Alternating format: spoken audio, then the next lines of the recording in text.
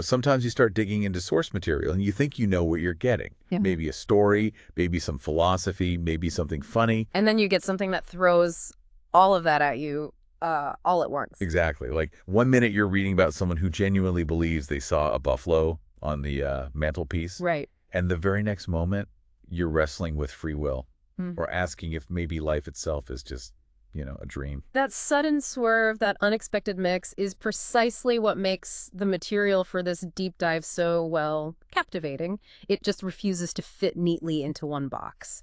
You get this pure childhood innocence right alongside sheer fantasy, genuinely funny, absurd moments, and then bam, these incredibly deep questions about existence, faith, human nature. It's really tough to label, isn't it? We've got this collection of excerpts from a book that just keeps you guessing. It blends styles, tones. It feels almost disorienting sometimes, but also somehow deliberate. It's like stepping into a world where the rules are constantly bending, maybe even breaking. But somehow within that, chaos isn't quite the right word, within that strangeness, real insights seem to pop out. So our goal today for you listening is to kind of navigate this wonderfully weird landscape together. We want to pull out the main ideas, point out those moments that make you laugh or make you think. Or both at the same time. Yes. And help you connect the dots in this really unique source material. We'll look at the characters, the very strange things that happen, and those big philosophical questions that just appear out of nowhere. Okay, so let's start by getting a feel for this world, the setting, and some of the characters. We meet a few key people pretty early on. There are the children, Sylvie and Bruno. They often feel like the anchors, pure, unfiltered innocence. They really do. And they offer such a contrast to some of the adults. Take the Chancellor, for example. The Thor shows him greeting little Bruno with this incredibly low bow, calling him Urance. Which, as the book explains, is just a squished down version of Your Royal Highness. Right. It immediately shows how this grand formality, these titles, can be applied to something, well, small and maybe a bit ridiculous, especially since Bruno's father is only the warden of this place called Outland. It's that playful twisting of language, of social norms. And the Chancellor's supposed modesty is just brilliant. He says, looking down apparently, that most orators are born. Which is, technically true of everyone, right? But the way he says it makes it sound so profound and self-important. Hilarious. Then you have the sub-warden. He's described much less flatteringly thin, crafty, sort of greenish-yellow complexion. He definitely feels more calculating. Even when he seems to be praising the Chancellor, his mind is off doing this bizarre, nonsensical arithmetic, muttering things like, 7 makes 194, which is 16 and 2 pence. Put down 2 and carry 16. It's complete gibberish, mathematically speaking, but presented with this serious air of a businessman doing sums. And what that really shows, I think, is how the author uses these different adult characters. They represent various kinds of absurdity, maybe pretentiousness. You've got the pompous formality, the illogical calculation, all handled with this light satirical touch. Okay, so from these sort of strange adults, we move to, well, perhaps an even stranger one, the professor. Ah, yes. He's introduced as this learned doctor who, according to the warden, has actually invented 3 new diseases, besides a new way of breaking your collarbone. And Bruno's reaction is just perfect, isn't it? So simple. Is it a nice way to break your collarbone? Huh. And the warden has to concede, not very. That little exchange just captures the book's method beautifully. You have something presented with impressive credentials, learned doctor, invented, but applied to something totally nonsensical and kind of dark, like new diseases or bone-breaking methods. And then juxtaposed immediately with that pure, innocent, almost logical question from a child. The professor is also the genius behind the ATPB, what was it? The Active Tourist Portable Plunge Bath. That's the one. And he describes it using all this scientific-sounding jargon, a blend of water and strength or hydrodynamics. But how it actually works is pure fantasy.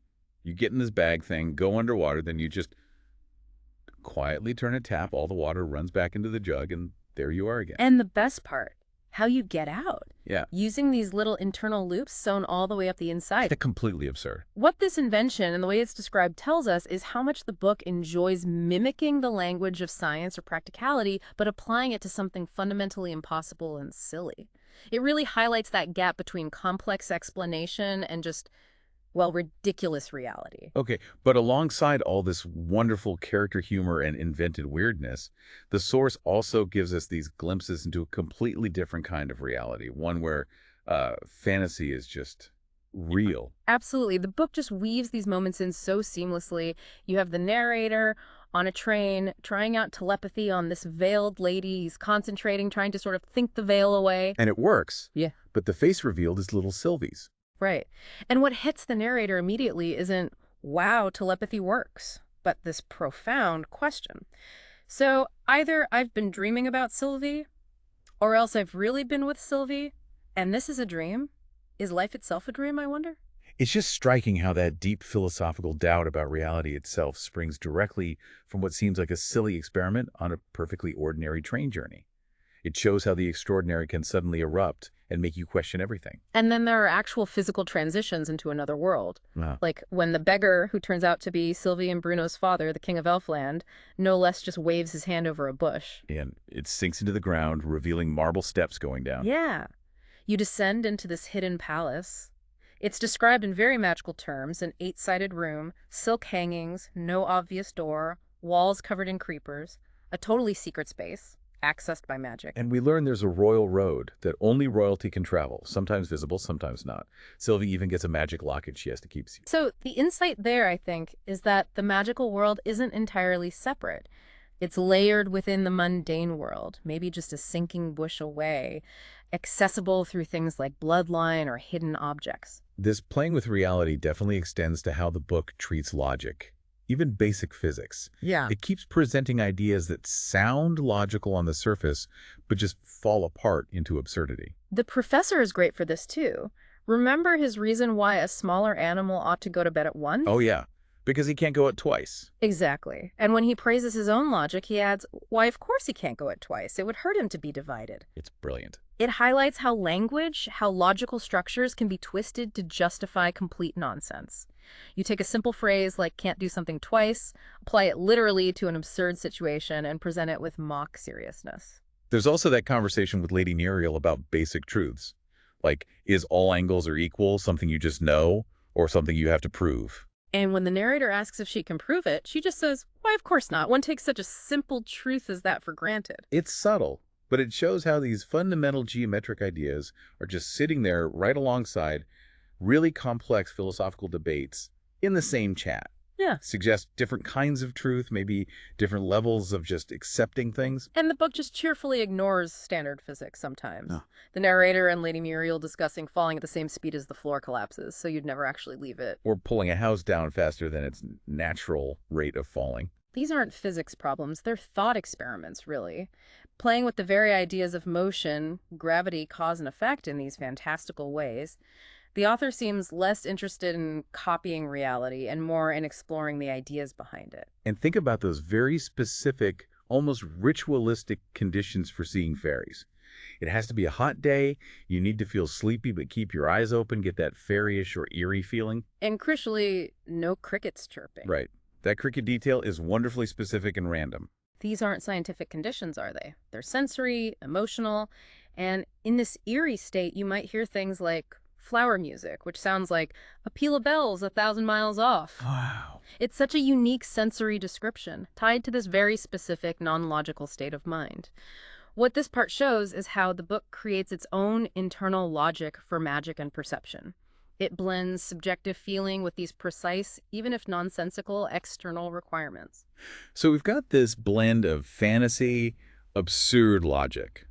But the source material definitely doesn't shy away from showing less charming human behaviors, especially among some of the adults. That's a really important contrast, yes. Yeah. The vice warden, who is Uggug's father, and his wife, they are just pure manipulators. They actively plot and scheme to make their unpleasant son Uggug look good. Like cheating in the archery contest, messing with the fishing. Exactly. And it's explicitly to undermine rivals, like the Baron. And their reaction when their plans succeed is quite revealing. Deftly done and craftily contrived. They're actually celebrating their own deceit.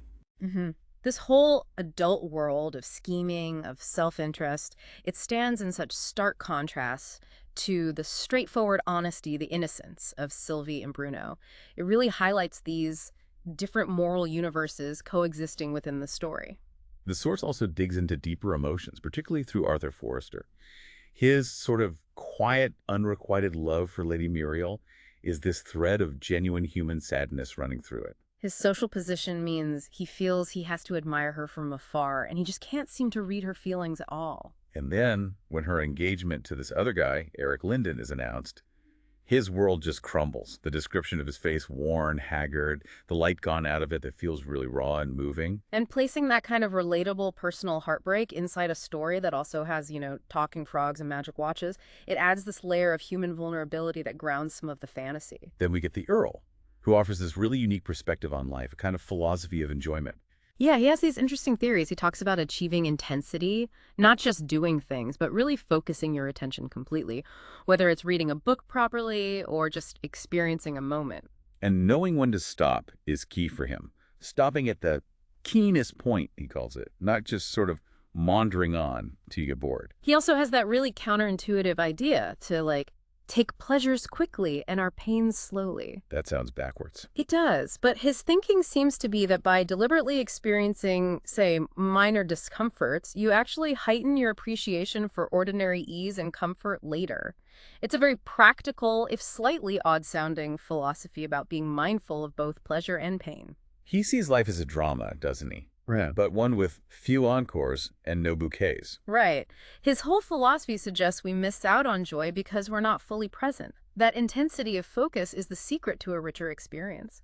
This whole interlude with the Earl shows how the book uses different adult characters to voice these distinct, sometimes eccentric viewpoints on how to live, how to perceive the world. And it's not just lifestyle philosophy. The source dives into some pretty serious, complex territory around faith and theology, too. Oh, definitely. There's that surprisingly detailed debate about Sunday observance. It contrasts the incredibly strict rules of a previous generation church feeling like being lost in the wilderness of Zen, reading only boring books, relief only coming at bedtime. That was grim. It does. Contrasting that with a more lenient modern view that, maybe letting children play is okay.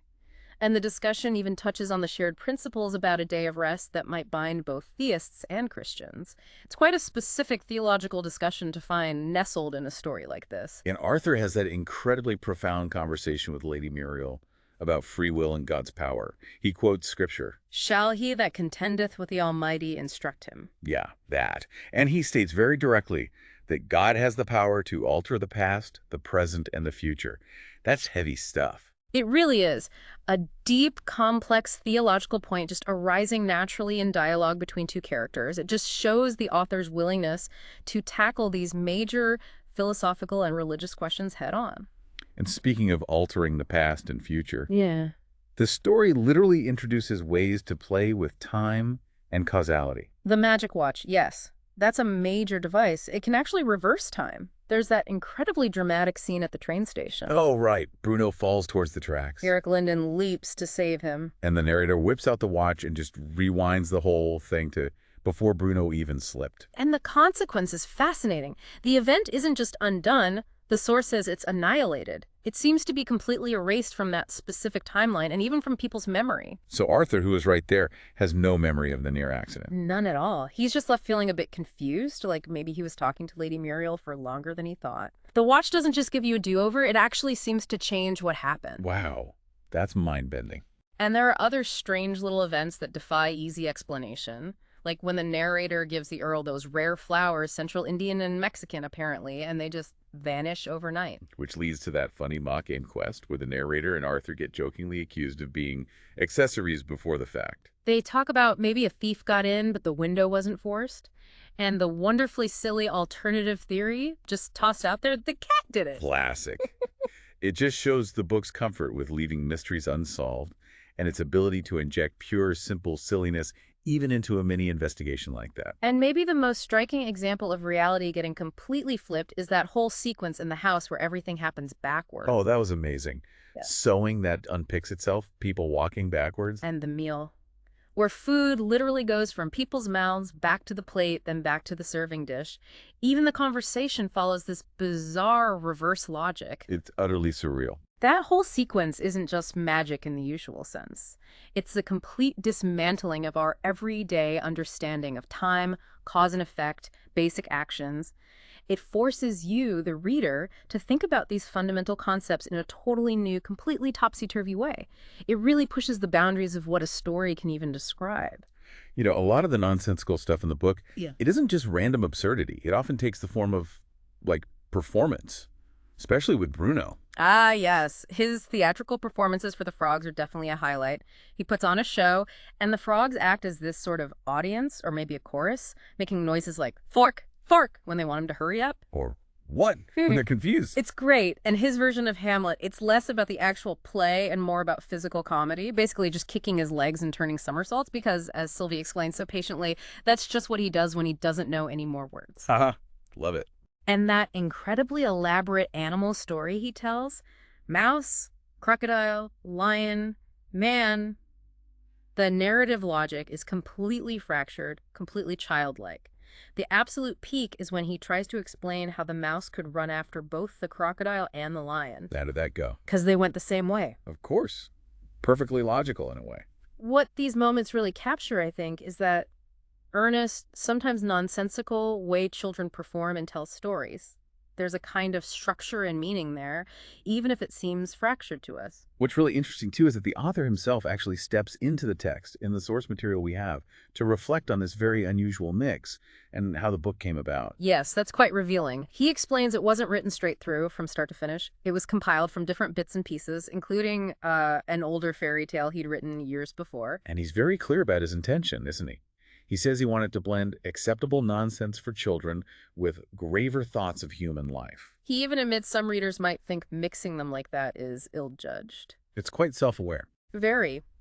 And he contrasts this blended approach with the idea of trying to live a life of just unmixed gaiety. He suggests that's impossible because reality, specifically the reality of death, always interrupts. So the blend in the book is almost like a reflection of life itself, in his view. A mix of the light and the dark, the silly and the serious, because that's just how things are. That seems to be the implication, yes. That the blend isn't just a stylistic choice, it's maybe a philosophical statement about reality. He also shares some thoughts on reading, doesn't he? About how to enjoy it and remember things better. He does. He advises really focusing your attention, stopping when you're most interested at that keen point, rather than just plowing on, reading passages thoroughly. And he specifically suggests compiling and memorizing passages, particularly from the Bible, noting that memory relies on making links, and that whole passages are often easier to hold on to than isolated facts. This layer of the author talking directly about the work adds another dimension, doesn't it? It confirms that this unique blend isn't just accidental weirdness, it's a considered approach, maybe rooted in how he thinks we experience the world and process information. So, wrapping things up a bit, we've taken this deep dive into a source that just constantly shifts gears. Yeah. We go from innocent fantasy to pure absurdity, then to strangely logical twists, poignant human feelings, really serious philosophical debates. And even the author reflecting on how it all fits together. And it seems clear, especially from the author's own comments, that this strange mix was absolutely intentional. Yeah. It certainly keeps you, the reader or listener, on your toes. Just when you think you've settled into, say, the fairy tale aspect with talking animals, you're suddenly hit with questions about God's omnipotence or the nature of time. Your brain has to keep adjusting. And perhaps that's why it resonates. Maybe that constant shifting mirrors the often messy and contradictory way our own minds work, our own lives unfold. That's an interesting thought. We do jump around, don't we? From thinking about everyday stuff to worrying about big existential questions, from laughing at something silly to dealing with serious issues, sometimes in the space of minutes. Exactly. So maybe seeing that kind of blend presented deliberately in a story can offer a different perspective. If you look at the world through a lens where nonsense and profundity aren't kept in separate boxes but are constantly bumping up against each other, how does that change how you see things? Could it spark those aha moments, maybe, by challenging our assumptions about what's supposed to go where, what's serious and what's silly? It definitely encourages a more flexible way of looking at reality, I think. Perhaps a more honest way, acknowledging that the absurd and the meaningful often show up together. It really does make you think. It's been fascinating unpacking all these layers with you. Thank you for joining us for this deep dive into such a, unique source. A pleasure. Always something new to find when you embrace those unexpected connections. And as you go about your day, here's something to maybe mull over, building on these ideas. if, as the source kind of playfully suggests, life itself might be a dream. And we know dreams are these wild mixes where the totally absurd sits right next to things that feel deeply meaningful, often without any clear logic. What does that suggest about our waking reality? And could embracing that same kind of blend in our own lives, finding insights in the ridiculous, maybe some lightest, the serious, actually change how you find meaning in your own experiences?